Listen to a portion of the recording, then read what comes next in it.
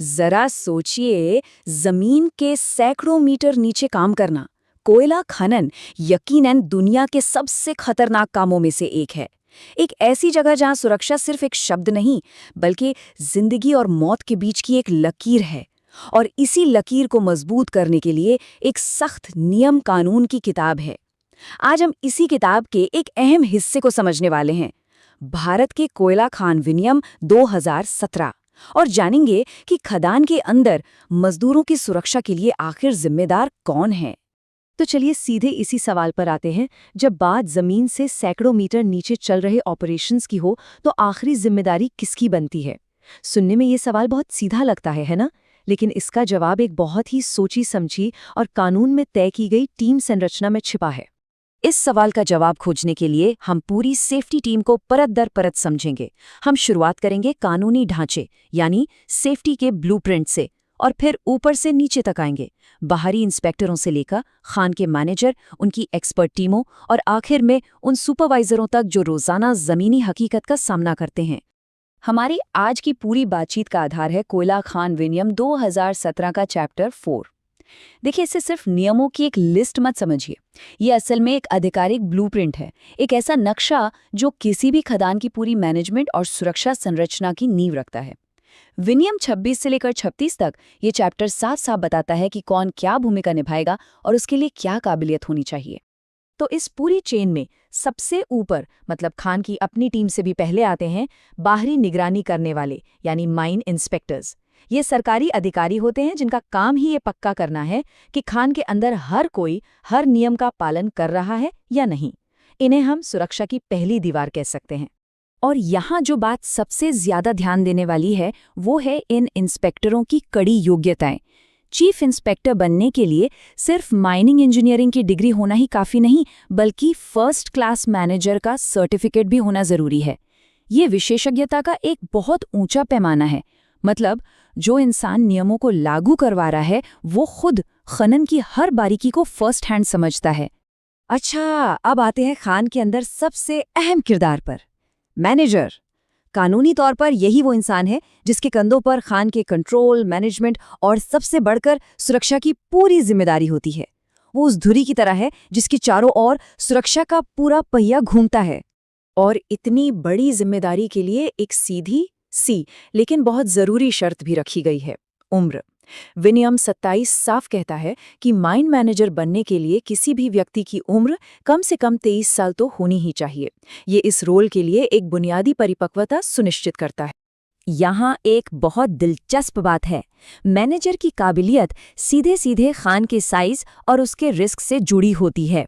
जैसे अगर एक अंडरग्राउंड माइन में हर महीने 2500 टन से ज्यादा कोयला निकलता है, तो वहां सिर्फ फर्स्ट क्लास सर्टिफिकेट वाला मैनेजर ही चलेगा।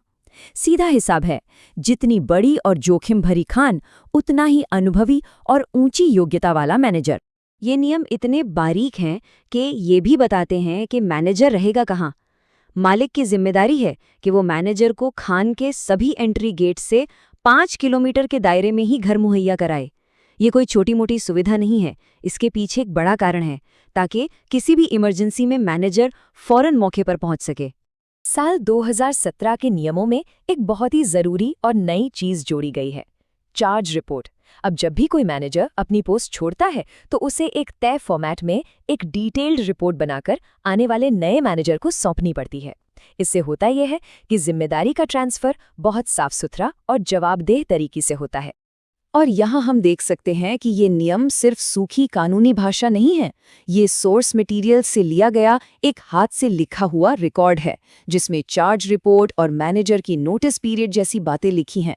ये दिखाता है कि कैसे ये नियम कागज से निकलकर असल दुनिया में लागू होते हैं। जाहिर है, मैनेजर अकेला ये सब काम नहीं कर सकता, उसे विशेषज्ञों की एक टीम की जरूरत होती है। तो चलिए अब जरा उस सपोर्ट टीम पर नजर डालते हैं जिस पर मैनेजर खान के संचालन और सुरक्षा के लिए पूरी तरह निर्भर करता है। तो मैनेजर की टीम में सबसे पहले आते हैं सेफ्टी ऑफिसर। बड़ी खदानों में इनकी नियुक्ति अनिवार्य है। इनका एक ही मुख्य काम है, पूरी खदान में सेफ्टी का कल्चर बनाना और ये पक्का करना कि सुरक्षा के नियम सिर्फ बने ही नहीं, बल्कि उन्हें अपनाया भी जाए। अंडरग्राउंड माइंस में, खासकर जहां ज्वलनशील गैस का खतरा हो, वेंटिलेशन ऑफिसर की भूमिका एक तरह से जीवन रक्षक होती है।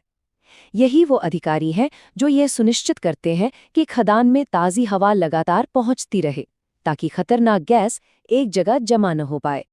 आज की खदानें पूरी तरह से मशीनरी पर निर्भर हैं, इसलिए एक योग्य इंजीनियर का होना तो बेहद जरूरी है।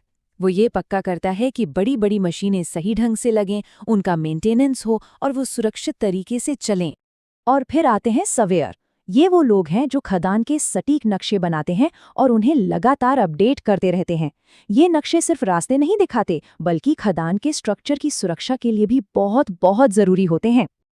अब हम इस हायरार्की में थोड़ा और नीचे उतरते हैं, उन लोगों तक जो इन सुरक्षा योजनाओं को असल में जमीनी स्तर पर लागू करते हैं और हर शिफ्ट में काम की निगरानी करते हैं। ये है असली फ्रंटलाइन लीडर्स। यहाँ एक छोटा लेकिन जरूरी कानूनी फर्क समझना होगा ऑफिशियल और कॉम्पिटेंट पर्सन के बीच। ऑफिशियल वो होता है जिसे एक औपचारिक सुपरविजन की भूमिका दी जाती है, जैसे कि ओवरमैन।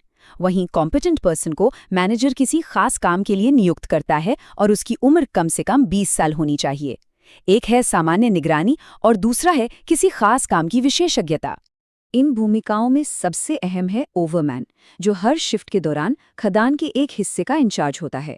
इसके अलावा मैनेजर को ये भी पक्का करना होता है कि हर तरह के काम की सही निगरानी के लिए ज़रूरत के हिसाब से दूसरे कॉम्पिटेंट पर्सन भी मौजूद हों।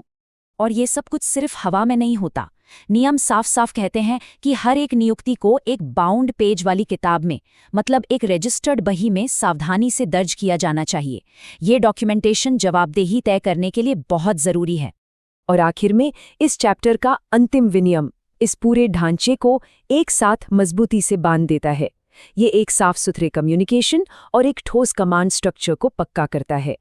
ये विनियम एक बार फिर से इस बात पर जोर देता है कि खदान में सुरक्षा और अनुशासन की आखिरी जिम्मेदारी टॉप मैनेजमेंट की ही है, यानी मालिक, एजेंट और मैनेजर। और ये एक बहुत ही महत्वपूर्ण बिंदु है। किसी इमरजेंसी को छोड़कर कर्मचारियों को कोई भी निर्देश केवल और केवल मैनेजर के जरिए ही मिलना चाहिए। इससे एक साफ और अटूट कमांड चेन बनी रहती है, जो किसी भी तरह के भ्रम को रोकती है और सुरक्षा प्रोटोकॉल को बनाए रखती है। तो हमने देखा कि कोयला खान विनियम एक बहुत ही डिटेल सेफ्टी टीम की संरचना करते हैं, लेकिन ये सब हमें एक बड़े सवाल पर लाके खड़ा कर देता है। क्या इतना मजबूत ब्लूप्रिंट बना देना ही पूरी सुरक्षा की गारंटी है, या फिर असली सुरक्षा हमेशा उन लोगों पर ही निर्भर करती है जो हर रोज इन नियमों को जमीन पर उतारते हैं?